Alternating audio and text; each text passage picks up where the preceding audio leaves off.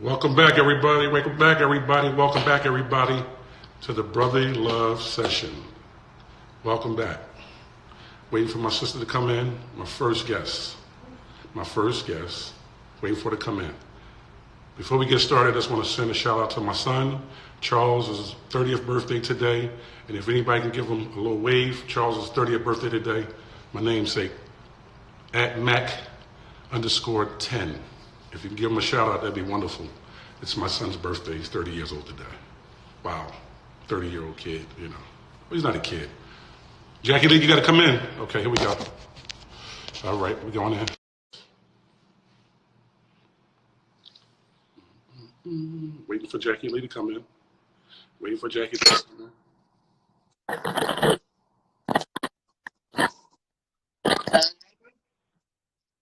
It's connecting.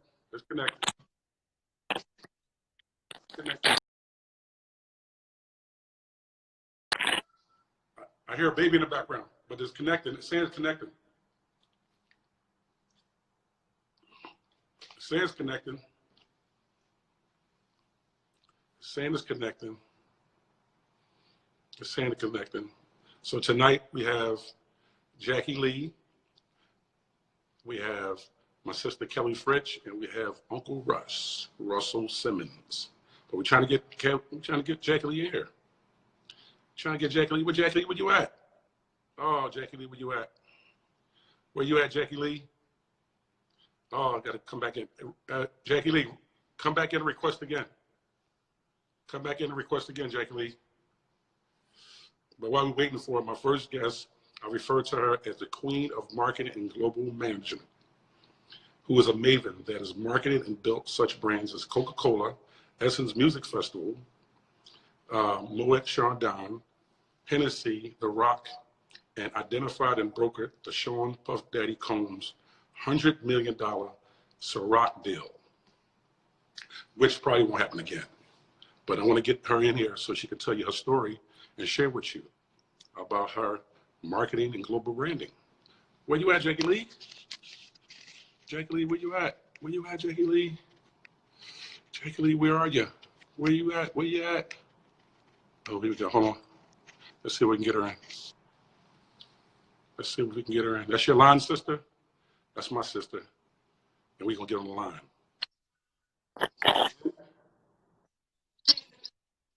I don't know, Jackie Lee. I hear you. Can you hear me? I hear you.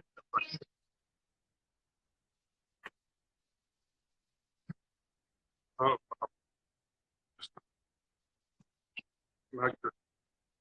hey, listen, the devil's always working. Don't worry about it. Don't worry about it. Hey, listen, let me tell you. Let me see something. See, I don't even have a picture of you here with me. You know what I mean? I could have put it up. But let's just do it. I'm saying, I don't know. Does your daughter have a phone there? Yeah, once you use her phone to try to come in, let's do her phone. People to shout outs, you know what I mean, while you actually getting on your phone. Blacksmith, what up? Young Pooh, what's going on? What's happening? What's happening, family? What's going on? Jamal Doman, what's up? Again, like I said, we got Jackie Lee, we got Kelly Fritch, and we got Russell Rush, co-rock stuff, Russell Simmons coming up shortly. We're going to talk to Kelly. Kelly's a dear friend of mine, over 30 years. It was the first person I actually heard of that actually had the COVID-19 that was, you know, that I knew. And she actually came through and she's going to discuss, you know, her trial and her time in it. So hold on, let's see if we can get Jackie Lee in again. Let's try it again.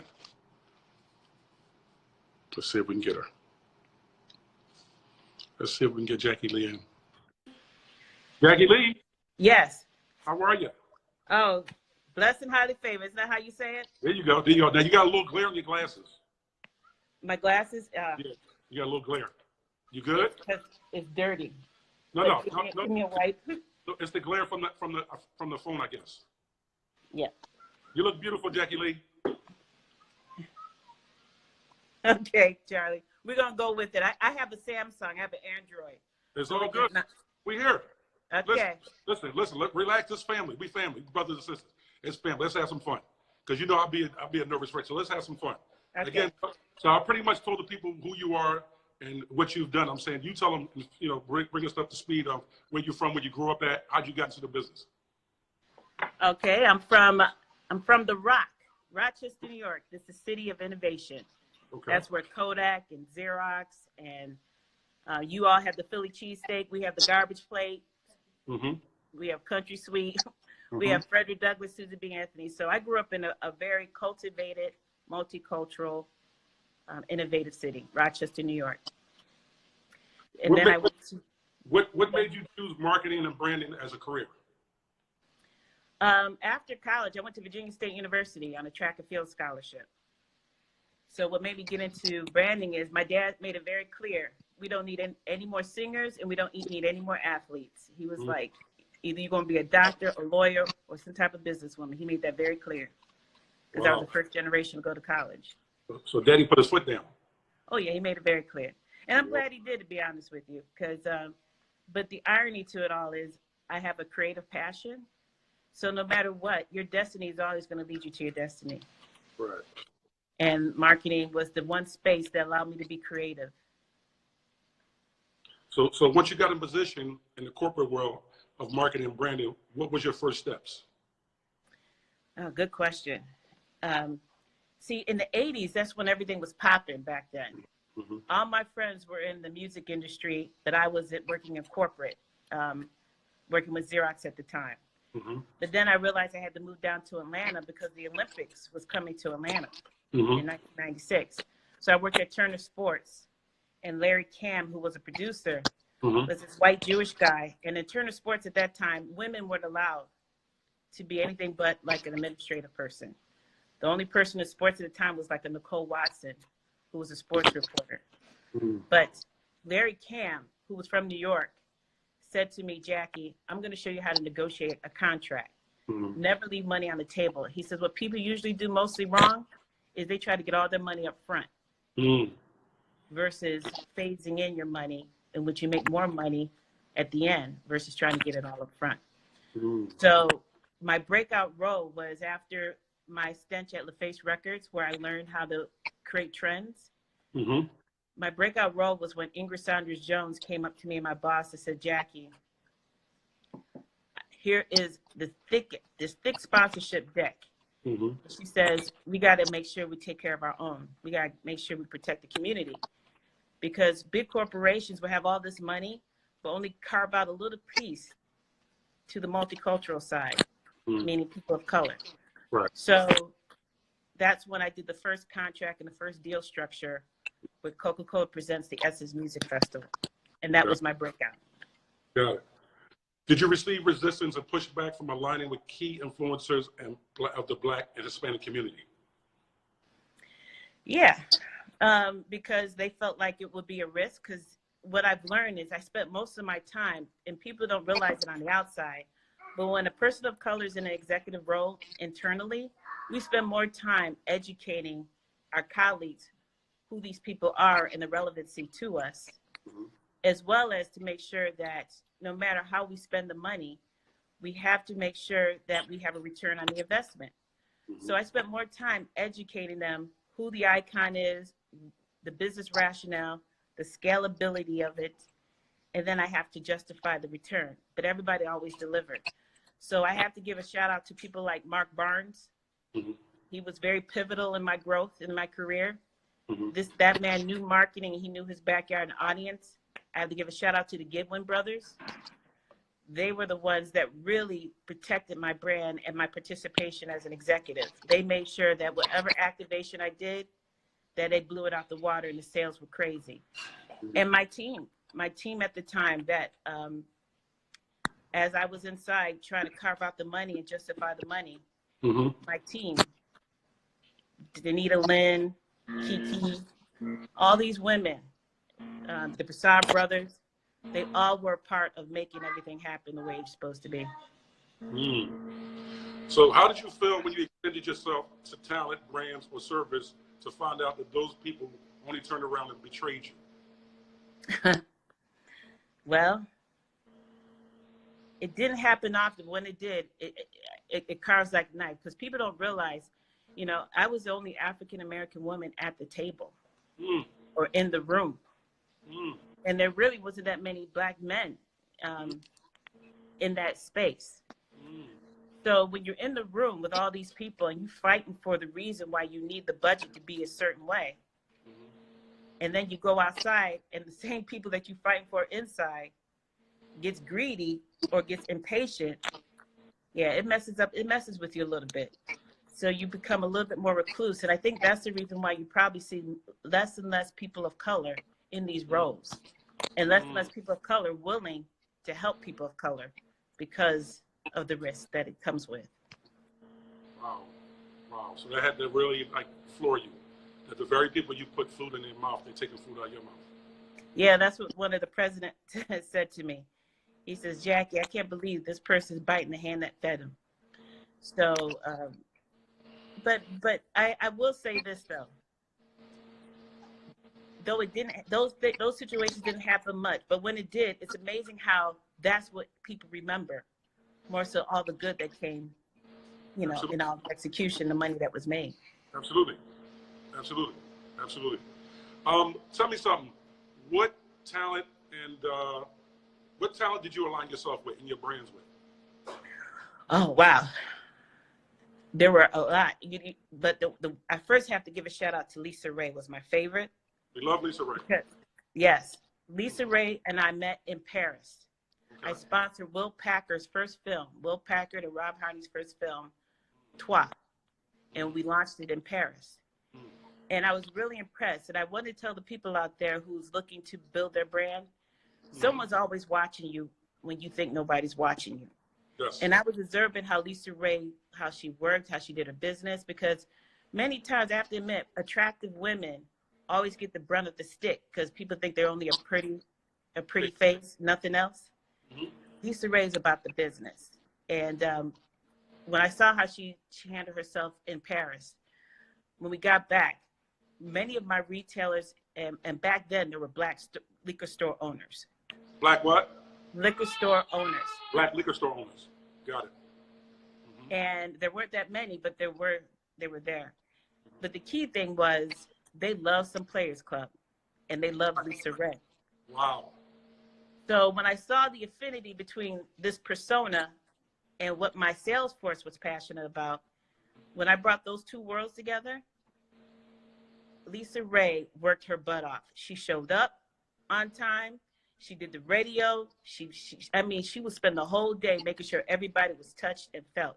And I kid you not, lines were out the door, going out the door. Really? Going out the roof. Really? Every city we went into, the line was wrapped around the door. And she probably took her time and spoke to each and every person, right? Yeah, yes, Lisa Ray. And then I had Pete Rose, and I had Vince Vaughn, and I had... What'd you do with Pete Rose? Excuse me? What'd you do with Pete Rose? Pete Rose did a private dinner. You came to that. I introduced you to Pete Rose. Yes. I'm just saying for the people. You know what I mean? I know. Oh, I'm so sorry, right? Well, with Pete Rose, what I loved about Pete Rose, when you talk about a storyteller, one of the key success of a brand is to be a great storyteller. And Pete Rose is someone who I really appreciated because he was the most genuine, loving man. And I really hope that one day he does get accepted into the Hall of Fame, to be honest with you. He's deserving of it, right? Very deserving of it. And the irony of it is that they actually allow gambling in sports today. Yes. So to me, just like they do cannabis, that should be the same reprieve for him. But they're not letting people out of jail. They're not letting people that got convicted for cannabis out. They're not letting them out yet. They should. But I thought they're expunging their record. Well, hopefully, to me, they should just open up the gates and let them out, right? Just they should welcome Pete Rose into the Hall of Fame. Exactly. Right? Yeah. So you were saying a couple more people you was mentioning. Yeah, like Kenny the Jet. Right. Kenny the Jet Smith. Yes. When he first did his NBA All-Star parties. Okay. What I appreciate about Kenny was he entrusted his people completely. He is the most non-drama. He's just like, let's make it happen. If that's what Jackie needs, let's do this. Wow. If that's going to help the look, let's do that. Wow. You know, and the place will be packed. I have to give it to Kenny. I think that's why his brand still exists today. And one thing, another part of marketing is you have to have solid relationships, and you have to, it's how you treat people is what you're going to receive back. And Kenny Smith does a very good job with that. Right. And the one last one I want to give a shout out to is Isaac Hayes, because though he's not here, Isaac was such an OG. I met him during the Lennox Lewis and Mike Tyson fight in Memphis. You work with, hold on. You work with Black Jesus? Huh? Yes, Black Jesus. What? Yes. Wow. And Black Jesus was so kind to me. He had his own restaurant in Memphis. Wow. So Where was he from? Where was he from? Where was he from? Memphis? I think he was from Memphis. Got it. But the key thing for him was he opened the doors for me and was very kind. And Black Moses, my fault. Black Moses. Somebody correct me. It's Black Moses, not Black Jesus. It's Black Moses, yeah. So the key thing is when a corporate person identifies a talent that's relevant to the culture, you want to work with people, and I always look at the people that he surrounds himself with, right? He or she. So whatever your crew that you have around you, if they're not reflective of what you want to stand for, as far as moral principles, then you are wasting your time. Because more and more, to me today, anybody could be an influencer. But it's the covenant you surround yourself with is what makes you a brand. So it's important about your group of people that you got around you. They speak. Yeah. They represent you. You know, again, we always say that. You know, I mean, you are who you keep, the company you keep. That's right. Birds of a feather flock together. So has there been a situation where you seen someone, you identified somebody, and then you was like, I don't like the people they're around, and that made you back up from them, even though you want to work with them? Oh, absolutely. Really? It's happened a lot. Excuse me? I said it's happened a lot. Oh yeah, very much so. There was one that I wanted to work with real bad, and his manager, I don't know what he did, but you have to understand, when I fight for a talent to endorse, it's done by a committee, right? So if the committee says, Jackie, you know, you don't have to deal with his manager. That person is a nightmare. He doesn't return calls. He doesn't follow up. He doesn't deliver. The talent is great, but no, we don't want to deal with his team. Because that's essentially who you have to deal with, is the representation. Yeah, that's who they have to deal with. Right. So that's where I have to say that that made a big difference in regards to who I align myself with, because it's bad enough that I have to fight internally for the money, but I do not want the stress when it comes down to the execution. You know, so the lighter you are, the further you fly, and you have to make sure that your brand, that you're the way you protect your brand. I know that's how you're going to protect my brand with you. Absolutely. So, out of the 25 plus years of strategic marketing, what was your takeaway? Out of the 25 years, say that again? 25 plus years of you being in the business of strategic marketing, what was your takeaway? My key takeaway is this. You have to have a covenant. You have to be surrounded by the right people. 2, you have to educate yourself on the brand you want to align with. You can go and download the annual report of a corporation. And the only thing you have to read is the president's letter. The president's letter will tell you what the focus is on that company. Then you have to look at your brand and say, okay, does this fit my persona? Does it fit who I am as a person? Do they have the same morals and values? And then because I had to oversee multicultural marketing, I had to take that strategy and speak to the Asian audience, African American, and Hispanic. So to make sure that those brands was authentic and lived in those worlds, I had to make sure that they could meet the 8 buckets of a cultural ecosystem. You mind giving us the 8 buckets? You mind that? Do you mind? Yep, the 8 buckets. If your brand could live in 6 of these 8 buckets, you're doing very well. It can live in all 8, you have sustainability. The 8 buckets are music, art, religion, language, education, and let me make sure I say all of them. Yep, take your time. We got about 10 minutes, so you're good. Oh, good. I want to make sure I give you all the right buckets. Yes, because yes. this was my methodology. This is how I was able to sell. Okay. The way I sold with the bands. Okay. So let me start over again. It was music, arts, association. Like if you're in a sorority or fraternity or in some type of club or association, sports, education, language, religion, and technology. If your brand could live in those 8 buckets, wow, you are doing good and you have sustainability. Wow, that's pretty powerful.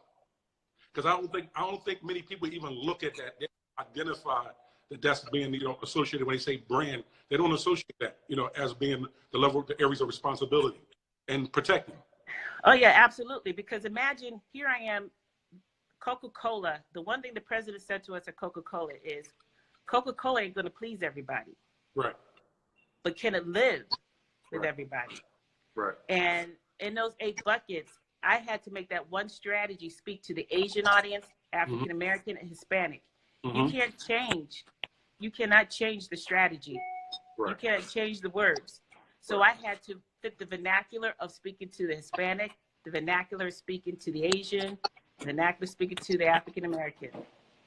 So when you fit in those 8 buckets, tell yourself, can I speak to these different audiences in these 8 buckets? Wow. Let me ask you a question. So when you were in this business, there were people that you didn't even identify as being people you want to work with. Did you have any regrets and said, I wish I would align myself with this particular person because I love what they cultivated, their brand? Was anybody that you seen like that? And if it was, can you speak to that? Yeah, Shakira. Shakira. Okay, what was it about Shakira? When I worked at Coca-Cola, I was a trend spotter. So I got to travel around the world looking at trends and reporting it back up to the executives. And I told the executives, it looks like Shakira, this woman named Shakira out of Colombia, is going to be the hot icon that we need to tie ourselves with. And they said no. And then I had to go with them because they couldn't justify who she was. But in my gut, and that's the one thing that L.A. Reid taught me. L.A. Reid said, if it don't feel right in the gut, it ain't right. It don't lie. It don't lie. But Jackie Lee, that wasn't necessarily your fault. I'm saying your company didn't want to. But I didn't fight. I always been a fighter for it. You know what I mean? And I allowed for them to let me second guess myself. Okay, so let's get with the elephant in the room right now. Okay. The $100 million Sean Puff Daddy Combs Sarat 7-year deal that you identified him and you brokered that deal. Never ever to be done again. I'm saying, tell me how that happened. Tell me I'm saying, what was your studying process of Puffy? What was it about him other than what we know on the surface? Sean Diddy Combs, that we all call him Puff, knows his people like nobody's business. And his team that he had, and I don't know if they're still together, but his team, which was Sean Prez and Dia Sims and his, I don't know why I'm going blank, Derek. But nonetheless, those people were with him from the beginning. But what really got me was we were in Vegas and there was it was a blackout party in Manhattan. Puffy had a blackout. Got it. Okay. Hello. Where you at, Jackie? Yep, you good. Yep, Puffy had a blackout party. Can you hear me? I'm back. Yeah, I can hear you good. I can hear you good. The blackout party. Puff will tell people, raise your glass. Everybody raise their glass. Spin your girl. You spin the girl. I mean, when I tell you there was at least 1,000 people in the place, everybody. Wow. Puff had the way of making people feel like they were part of the experience and that to have a good time and enjoy yourself. He became the life that people want to experience in any type of event or party. So I've been with Sarat. I had Sarat for quite a bit of time, for at least about 7-8 years. And the agency just wasn't getting it. The agencies were, if y'all saw the advertisement for Sarat, it looked like a cartoon. It didn't even look like it was supposed to be a liquor bottle. It was very poorly done. But it was frustrating for me because the liquid was good. But one day the president said to me, Jackie, we're getting ready to take this off the the portfolio. Right. And I said, hold up. Why you'll get rid of something? You got a great bottle and you got a good liquid. The bottle just can't talk, but I know somebody who can make it talk. So that bottle, the bottle that Puffy holds up now, that bottle already existed. It already existed. It was already in the market for like 6-7 years. And it was only doing about 350 bottles a year, right? Yes, it was not making that much. Imagine a bottle like that being out for almost 5-6 years and it only moved like 50,000 cases. And that is nothing. So Puff and Sam Prez came to our offices after 5 o'clock. And I made sure that was after 5 because you'd be amazed how people will poke holes. Poke holes before you even get a chance to make something happen. Absolutely. And I made sure everybody was out of the office. And the president of sales, Larry Schwartz, and 3 other executives and myself hosted Puff and Sean Prez. And what I really loved about that afternoon, imagine 4 white men looking like they just fell in love. They were so enamored by Puff Combs, that just to see them and to see how Puff just seduced them. Worked them over. Absolutely. So as soon as that immediate contact was over, the president whispered in my ear, "Jackie, let's make it happen." Jackie Lee. So that's the blessing. And it's all about timing. It's all about timing. I salute you. Listen, we got 4 minutes left. What do you want our brothers and sisters takeaway to be with this conversation we had today, this evening? Well, with this coronavirus, you all are quarantined, and God blessed you for this time to reset and recharge and look at the new. Disney just acclaimed 50 million subscribers right now on Disney Channel live stream. That means they're going to need content. So if you're a writer out there, this is your time to write a story to pitch to Disney because they need content no matter where it's from. Also, all of us are home right now. But did you all know that lingerie is a $7.9 billion revenue stream? Ooh. Why can't men design lingerie for women? So you professional athletes, don't be sitting on the bench, don't be sitting back. Design some lingerie for some women, put your name on it, and you don't have to have your picture on it, but just invest in it because that's a $7.9 billion industry. There's opportunities out there to build your brand from home and make it happen. You got the distribution, you got the access, make it happen. So Jackie Lee, if some company out there right now looked at this and they wanted your services, are your services available right now? Hell yeah, shoot. So Why not? Can you give them information where they can get in contact with you? Jackie Lee, just, you know what, DM me at The Real Jackie Lee. There you go. And we'll take it from there. There we go. The Real Jackie Lee. Yes. Yep. Follow her too. Follow her. Jackie Lee, I want to thank you so much. I love you so much, Jackie Lee. I love you, Charlie. You're doing a great thing. You're bringing it to the people. That's what I love about you. Jackie Lee, I love you. I love you your too, brother, baby. Your brother, I love you. Have a wonderful day. Don't listen. Go check it out. Russell's coming up next. All right, thanks. Thank you, love. All right. Everybody give up for Jackie Lee, please. The amazing Jackie Lee. Isn't she amazing? This is what you got. You got to have brilliant people around you. You know what I mean? This is who I consult with. Jackie Lee. I've been rocking with her for a minute now. You know, I've been rocking with her for a minute. And everybody needs a Jackie Lee in their life. Everyone needs a Jackie Lee in their life. Don't you agree? So we're just waiting for Uncle Rush to come in here. He should be checking in a minute. Rush, where you at? Where you at? Kelly, I'll see you in a minute. So we get off there with Uncle Rush. I'm going to come to my girl, Kelly French. Can't wait to talk to her. Good sister, find him up. Can't wait. How y'all feeling out there? What's up, Jamal? What's going on? Where's Uncle Russ at? Waiting for Uncle Russ. There we go. Here we go. Here we go. Let's do it. Here we go. Here we go. The check-in with the check-in. We're going to have some fun right now. Tell everybody. Hey! Hey, brother. How you doing? Hey, listen, man. I'm seeing you. I am blessed by the best and highly favorite. It's almost a shame. Well, it's always good to see you, brother. You look young. Not young as you, though. You turned the clock back. Oh, shit. Man, I'm an old man. Hey, listen. I just told you earlier, Moses lived over 500 years. Well, We're embryos. Listen, you know, when you get a certain age, you don't worry so much.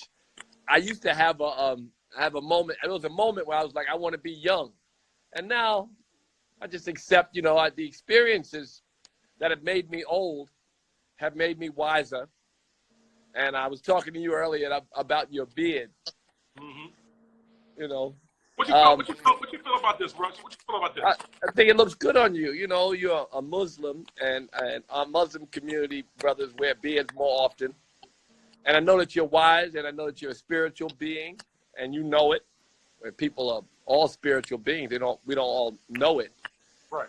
It's not in the front of our consciousness that's our. So, I think it suits you.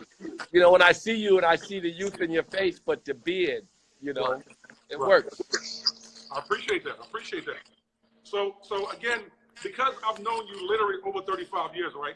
There were always questions I had for you, and I wanted to 35 years. Our time was so personal, right? But it's not really a question, right? But for me, I always want to know, like, people watch Crossroads, right? But I know that for a fact that's not your story. I know it's not. Oh, what's that? You mean? People watch Crossroads, but I know that's not your story. Oh, no, that's not my story. No, right. man. So if you be so kind, if you could just share with the brothers and sisters, where'd you start? Well, I started from House, Queens. I grew up in I don't understand why we have bad reception. I've had good reception until now. Yeah, but that's a double. I hope it'll clean up a little bit. But I started in House, Queens. I grew up, a lower middle class neighborhood. We had the Nation of Islam on the corner. We had the mosque, the steak and take, and we had the rehab. Mm-hmm. Hollis was unfortunately it was a lower middle class neighborhood, but it had Larry Lucas Cleaners on the corner, which was Larry Lucas came from Frank Lucas, and so it was the heroin capital of Queens. So I watched that neighborhood get destroyed, and all of my friends, and especially one half a generation over me, a couple years over, they got destroyed from heroin. So our neighborhood became a drug a hot spot, and so I grew up with a lot of bad energy and stuff, and I was in a gang, and all the silly same stories that everybody has. But I was able to get to school. When I got to City College, I carried a lot of the negative stuff with me, but then I found hip hop, and so that got me out of everything. I found a passion, and I was very lucky. And it was 1978, I guess. I started promoting hip hop parties, and in '79 we had Christmas rapping. And that record was that was on the shelf when Rapper's Delight came out. So we were there, And I remember bringing Robert Ford to the Hotel Diplomat, and the Curtis Blow performed. He was the MC for Grandmaster Flash, and he gave that whole intro. You know the intro because you're older. The people in the place, the bass in your face, you about to see first place in the rap race. And then Robert came to see Eddie Chiba.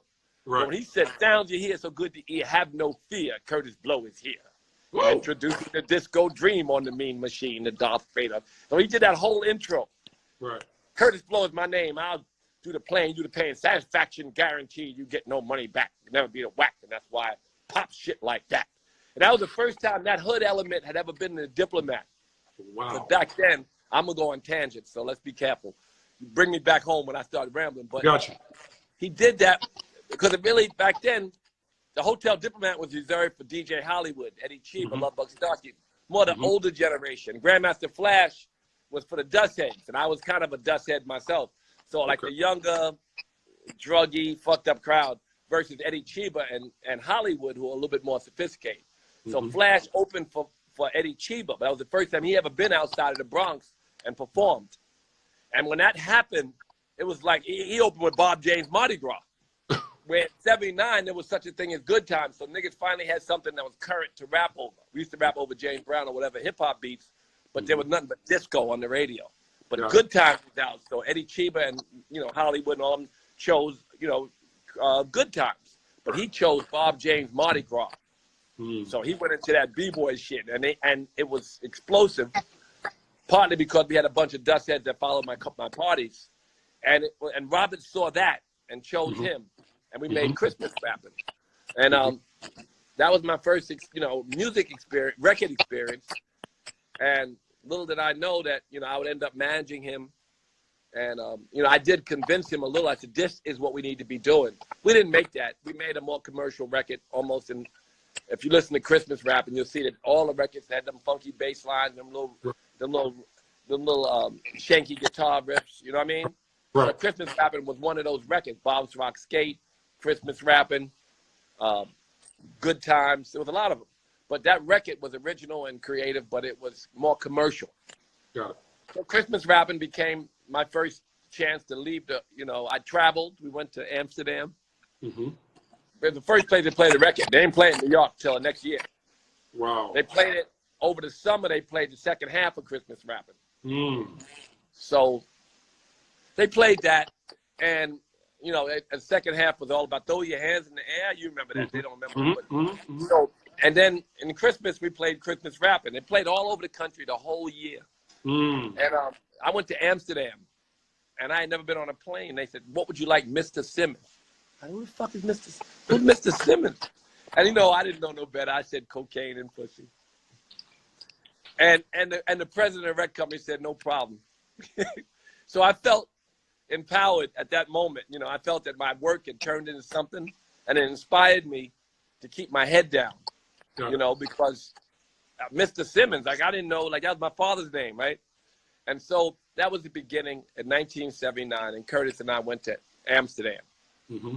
Anyway, so from there became all the other stuff that we talk about. Right.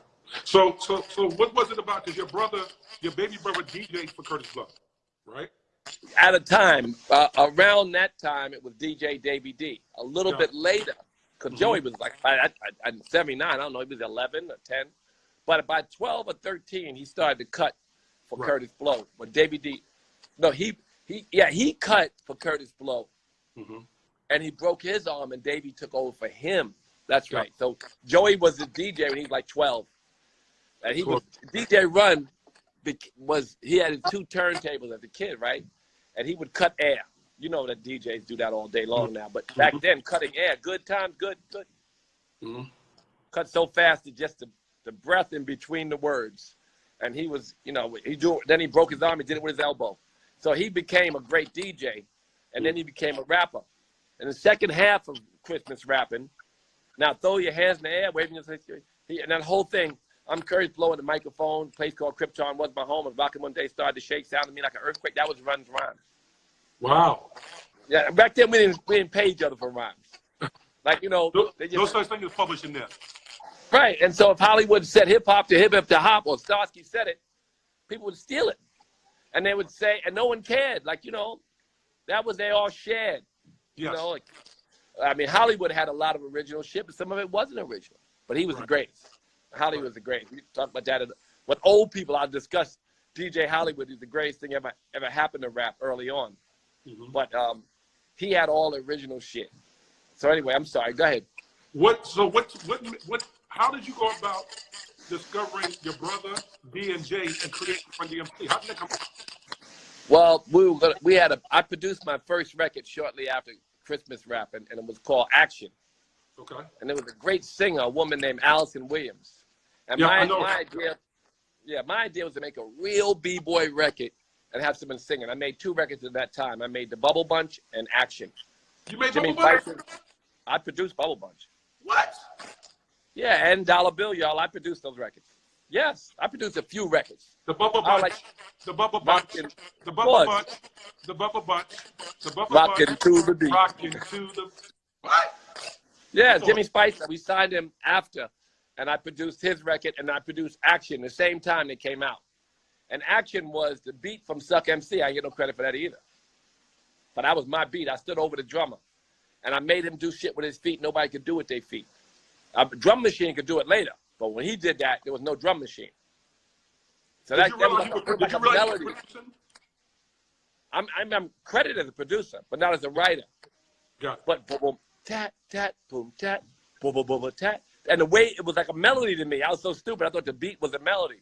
So we had, then it would go boom, boom, boom, boom, shh, boom, tat, tat, tat. And that's Action. And so Suck MC was that beat, and Larry got the credit. God bless him. But Larry needed it at some point, and publishing kept coming.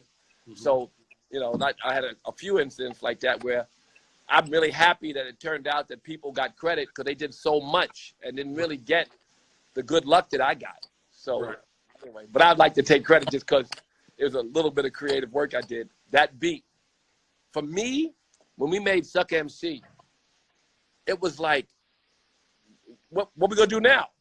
And Larry was the producer. He's like, start playing bass and shit. I said, nigga, we finished. And the engineer was like, finished. And I remember arguing with them. And the only person that agreed with me, the band, they're like, well, what's wrong with that? It was so simple. But in a way, when I look back, it was innovative because at that moment, no one believed a record was only a drum. No one believed it. Wow. And so for us, it was the ultimate B-boy record, and we thought no one would like it except us and maybe a few people, which, you know, that means we had a core community that we loved that we wanted to service. It was small, so small that we put it on the B-side and thought no one would ever notice it except our friends. Wow. It's like that was the A-side, Suck MC was the B-side. And we knew no one was going to play Suck MC. We were sure of that. And when that just went on the radio by mistake, Fred Buggs would he didn't do it by mistake. He would play it, It's Like That. And then it was 2 A-sides and 2 B-sides. So it was the A vocal, B instrumental, B instrumental. So at the end of It's Like That, it's the way it is. Boom, that. And Suck MC would come on, then he would cut it off. This is Fred Buggs. So when he did that, it was like preview. And then the hood started playing Suck MC like crazy. More than It's Like That. And that was an honest introduction to a different and more creative or more honest. It wasn't, I don't think what I did was creative. I think what I did was ignorance and honesty. Really? I wasn't taught what you couldn't do. When I made Jam Master Jay too, there was no record like that. There was no scratching. We had to figure out how to do that. That was, for us, an original idea that we didn't think it was original. We just thought it was necessary. We didn't think about it being so innovative as much as we thought, well, why don't we? I mean, of course, we knew innovative. Somebody would ask us, is that innovative or that creative? But we felt it was necessary. Right. We B-boys. We wanted to do B-boy shit. Right. And including their wardrobes and those things back then, it was just honest. That leather outfit, that's Brooklyn Queen shit. Them velour hats and all that. That was just, so it was like a costume, and a uniform, although it was just the Hollis Avenue uniform. Right. Because you were going against the Grandmaster Flash fur tails, the raccoon tails. Well, Flash and them were inspired by the punk rock movement where we played. Sometimes, you know, getting out of the hood was an amazing thing. So you get out of the hood and you get downtown, there's a bunch of punk rock kids that like you. You couldn't go downtown because niggas ain't fuck with you. You couldn't go to Leviticus or Justine's or Pegasus or all these clubs, these black clubs that were mainstream, because there was none, you know, that liked you. You can't get in there. They didn't use our DJs. They didn't like the only person could go there was one of the great rappers who was kind of split the bill was Reggie Wells. He played in Justine's, and he was the most ghetto thing they allowed in there. He didn't use the mic, but the fact that he was from the Bronx and Harlem, he was kind of like, if you got a suit and you wanted to go somewhere, you would go to Justine's and maybe Reggie Wells would play. But Reggie Wells was really secretly, in a way, part of the hip-hop movement. He was with it. He played 371. He was a musical director with Hollywood, Eddie Chiba, and Lubbock Starsky. But anyway, that's another. So you had two Smiths, young Smiths in your possession at a very young age. You had a James Todd Smith and you had a Will Smith. Tell me about that experience. Man, if I tell Will's story, he's gonna get mad. But let me finish though. I'm gonna tell Will's story first. Okay, but so they're both 50 now. You had them when they was 50. You had LL when he was 14. Had Will when he was 15, 16. Tell me about that experience with them. Well, I want to start with Will because he don't like this story. You know, I heard a record, and I remember like the people in the office not loving the record. Parents don't understand. It was girls that girls. Right. So the problem is, he got punched in the eye, and his response was, in Philadelphia, in a certain part of Philadelphia, if a nigga punch you in the eye, you got to get a gun. You can't really go punch him in the eye. You know what I mean? For certain niggas, you can't punch him in the eye. So when Will said he got punched in the eye, and his man asked him, what are you going to do? Right. Will said, I'm going to hold my eye. And to me, that was like, I want to sign him. And it was all these records that were underground or kind of just starting. And, you know, Philadelphia, why go to Philly when we're in Harlem and Queens and Brooklyn? Because that record was so honest. And I think that was the basis of hip hop, was honesty and authenticity. And everybody, but a lot of people was fronting, not that many. A lot of them would really come from horrible situations, and a lot of them emulated or actually were, and the drug dealers that they wrote about. But a lot of them, you know, and we tried to avoid them, overstated too much. Will was so dead on it, because that's what a lot of the rappers who were coming across tough, they would have held their eye, right? And certain nigga punch you in the eye, you gonna hold your eye. So Will said that, and I was very, very inspired by that.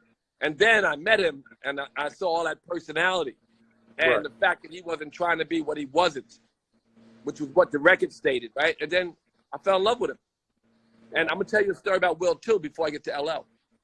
You know, we managed Will for quite some time. He was very successful. You know, it seems like quite some time when you think back, because it was so much that happened in a short period. Mm-hmm. I remember so much time we spent on the road with you, Charlie, and we would remember trying to get I think I could beat Mike Tyson done with Don King. Yes. Remember that every day, begging him to sign that contract. Yes. And so I spent a lot of time with you guys, and the experience was so great. But at the end, you know, we had a deal for him at Fox. Fox was a smaller network, and they seemed like a safer bet. We were aware of NBC's interests, but we were making the wrong decision, and the right decision was made by Benny Medina and Quincy. And so Will came back and said, well, I got to fire you because I got to go with this company. And I was like, I get it. I feel bad. I didn't live in Hollywood, so I didn't feel like I was that capable. But I did have an idea that the Fox deal was better because it was smaller and seemed more like it was going to happen. I did know that TV development is a lot of development and a lot of actual execution. So he went with that company, NBC, which became the giant show. And he and the next manager, James Lasser, sent me $250,000. Like, bye, nigga. Here's some money. We had no contract. We had no contract. And that level of integrity that he showed in that instance informed everyone, and me, specifically me, but everyone could just feel what an honest heart, and not only the music, but as a soul he was. So that experience for me, I spoke to one of my old partners. He's like, he owes us money to Ed, so he made a lot. And I said, nigga, he had to give you nothing. But that's but I felt inspired by that, and I always wished him the very best because of it. And he's always been a generous soul, and that's an example. And Will tells it that you said, if he doesn't want to be with me, let him go. Yeah, I said that, and then he sent me $250,000. Which is a much greater story. That's the kind of humility that he has, because it wasn't an argument about the money. It was a gracious gift from him to me. And back then, $250,000 was a lot of money to him. It wasn't like if he sent me $250,000 now, but then that was like not only digging his bank account, but digging his money he was going to earn going forward. That was a very gracious. He said he believed. In fact, he believed he was worth it. Is why he paid it beforehand. Before he had it. Yes. It was a beautiful gesture.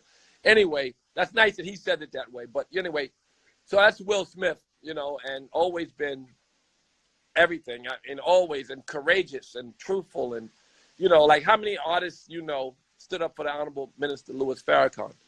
How many artists will tell the truth in instances where it takes courage and cares about the community? Will's that. And now LL Cool J was a kid who came from a lot of struggle, and and had a lot of issues, and even moved out of his house when he was underage to move out, and pursued his dream and pushed hard to get where he got. But he was genius. I mean, everybody used to look at him like he was like, what is it? Who is he? What is he? As a rapper. You said, what is Run was the baddest motherfucker on the planet. Absolutely. But he would look at LL Cool J like, they would battle. Because Run ain't want to battle nobody, but his ego, like, you can't possibly, nobody can I'm the battle king. me. I'm the king. Right, I'm the king. No sense in battling these niggas. That's how Run felt. I'm Run. Exactly. But the only person he would battle was Todd. Because Todd said it in the insurmountable beat subject of, Todd was incredible as a rapper at that time. He was something that stood out beyond everything. And he's another one who re-signed and showed a lot of integrity, because when he turned 16, the contract had to be re-signed. And he did. And, we were together till the very end. So, that's what I value most, is that the relationships that I built are still there. That, yes. The people I worked with can look back. And I learned this from the teacher who signed Curtis Blow with me. Right. I had it in my heart, but that honesty that he gave me, he said, and also in terms of artist development, in terms of your relationship with the artist, try to have a level of integrity that matters. Absolutely. And in the long run, sign a contract that you can look back on and be proud of. Absolutely. I remember talking to Snoop, and I told Snoop what deal Curtis Blow had. And he said, "What? I didn't get that. I got a third of that." Mm. Well, and the relationship with Suge didn't last as long as my friendship with Curtis Blow, which exists today. So, I think it's more valuable to have a lasting, stable relationship with someone. And also, and the other part of it was to build a lasting, stable career, to trust in their honesty and sell that rather than some other short-term fix, or make a deal that benefits you but doesn't benefit your partner. So those are the two things I learned. Got it. So I don't know how much time you got, right? But I ain't going nowhere. Where am I going? Okay. I'm in Bali. Look, I live in the forest, nigga. Like, where can I go? And I can't go in quarantine. There we go. So this is what has to happen, because I got a few more questions, but I'm saying Instagram gonna cut us off in about 8 minutes. I want to come back in. We've been talking that long? No, yeah, we've been talking for a minute. Okay, go ahead. Okay. I'm not done. So when they cut us off, come back on. Okay. Okay. So how did you actually start? I'm saying, how did Def Jam come to be? How did that come to be, Def Jam? Well, I was doing a deal, Rush label, because I was the Rush management. We had like everybody. We had everybody from the Fearless Four to Houdini and Run DMC, and we had so many acts. Yes. We had a lot of acts. Yes. And I was doing a Rush label, and there was no such thing, and we were going to do it at EMI. And then Rick came along, and he, even though LL's from Hollis, Ad Rock found LL Cool J's tape in the box sent to us, or sent to Rick, because Rick had produced Tila Rock. Got it. Tila Rock was my favorite record, except the ones I managed. That became my favorite record. Commentating, illustrating, description giving, adjective experts, analyzing, summarizing, musical myth seekers, people of the universe, it's yours. It's yours. That shit was dope. So Rick produced that, and LL Cool J was kind of inspired by that, no matter he never says, but he said an insurmountable, he had a bunch of big words in his first record. You know what I mean? It was like a little bit more so Todd, I think, was inspired by that, sent the tape to Ad Rock. Ad Rock then brought the tape to Rick, and then Rick played me the tape, because I became the manager of the Beastie Boys. Before this, the Beastie Boys was one of the groups I managed, and Rick Rubin was the DJ RR. But anyway, Jazzy J brought me Rick Rubin. That's a pre-story. But the point is, Rick produced the demo already great, and Rick reproduced it. And he said, I want to put it out. And he had already, because of the record is yours, he had the name and the logo, Def Jam. That was his. So I said, instead of starting it, I said, no, on top of starting a company, I'll give you half the money, and we will start a label, independent label. So instead of doing a deal with EMI, not instead of, but on top of, I did that. And then Rick played me what was on his drum machine. And again, remember, I had made Suck MC, and I believe the beat was a hit. Not the melody, not the song, not the chorus. It was the beat. And he had a bunch of fucking beats on a drum machine, right? And he just would make beats in front of me like, this nigga's a fucking genius. So I said, I'm his partner. And then I just said, abandon ship. I'm going to be his partner. And that's how Def Jam became a label. And then, of course, we made a deal. With, how much did y'all start Def Jam with? Like about $2,000 a piece. $4,000. But But I mean, yeah, I mean, we pressed the records, we made the record, that's all we needed. What was the first record y'all broke on Def Jam? I Need a Beat. I Need a Beat. From the first time you played it? When I played I Need a Beat, I remember going to the record store that we used to go to Underground Record Store, and it was selling out the box before anybody heard it. It felt like I said, well, how is it possible? They're all plastic wrapped, and it was because the record Rick had made before that was so incredibly innovative that it's yours, that people just saw the logo and started buying it. So just by that one record, which was underground itself, there was this bubble up. It's like when Suck MC played, I told you, it's like, would nothing sound like it? Nothing. But B-boys were thirsting for the truth. They knew what they heard when you cut the record up. They just didn't hear none of that shit on the radio, or no music was recorded that sounded like the experiences that were being made by DJs. So having it, I Need a Beat was like Suck MC, was like It's Yours. It was, and so the label instantly had credibility. And then the record started to bubble up and create, its own buzz. And that was our first record. Then we made a few more, and then we made the label. And the label was, the first album was LL Cool J's album. Def Jam, where did that come from? Who named it Def Jam? It was already Def Jam. It was already Def Jam. Okay, got it. It was already a label, got it. Yeah. We made it a label independently, and then we sold the label to the to partnership. So the Beastie Boys and Public Enemy, they were two totally different acts, right? But they were a lot the same to us. Really? The Beastie Boys and Public Enemy defined Def Jam. Public Enemy more than anybody. Run DMC's Rockbox, forget Rockbox, Raising Hell album, and the sound of Run DMC, the alternative sound, the loud, abrasive. It didn't matter. As a producer, I made those Run DMC records. I never wanted to use any instrumentation that had anything to do with those pussy lip niggas, we called them. Those people who, the polished R&B guys who hated us. They hated us. The punk rock guys accepted us with our crossover. Our crossover was over the black community, which hated us. BT hated us. We ended up on MTV, you remember. BT didn't play us. And they would say on black radio, all music, no rap. Yes, they did. That was it. Right. I remember that. Right. So, anyway, what were we talking about? You asked me a question. I jumped over it. I asked you. I said Public Enemy and so Public Enemy. So the Beastie Boys and the loud rock rap and Run DMC and the loud rock rap were a thing. It wasn't that we had to be rock and roll in my eye. It had nothing to do with rock and roll. It had to do with abrasive, loud sounds. So in Public Enemy, first Rick made an album, and it was alternative in its nature. But until I heard Rebel Out of Pause, and also by Uzi Way, the time those records were loud, they were aggressive, they were innovative. They didn't use any of the instrumentation the cornballs used, so they were special. They were Def Jam.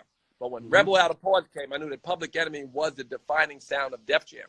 Right. And Rebel Out of Pause and Terradone and certain records they made were records that nobody would make because nobody had instruments like that. There was no such thing.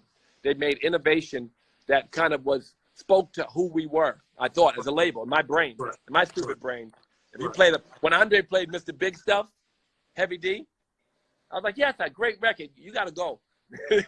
Like, you start your own label, then get the fuck out. You got to go. I was so arrogant that I wanted my rap records to be loud and abrasive. Later on, when I produced R&B, I wanted my R&B to be ghetto and over the top, like hood. Like, that's what. So I felt that about our label. It was just, I had a very strong vision and limited visibility into all the other potential. Right. So Russell, they're gonna cut us in probably seconds. So come back on. Come right back. All right. Everybody, come back. More of Russell Simmons. Come back. And we still got my sister Kelly. Come back.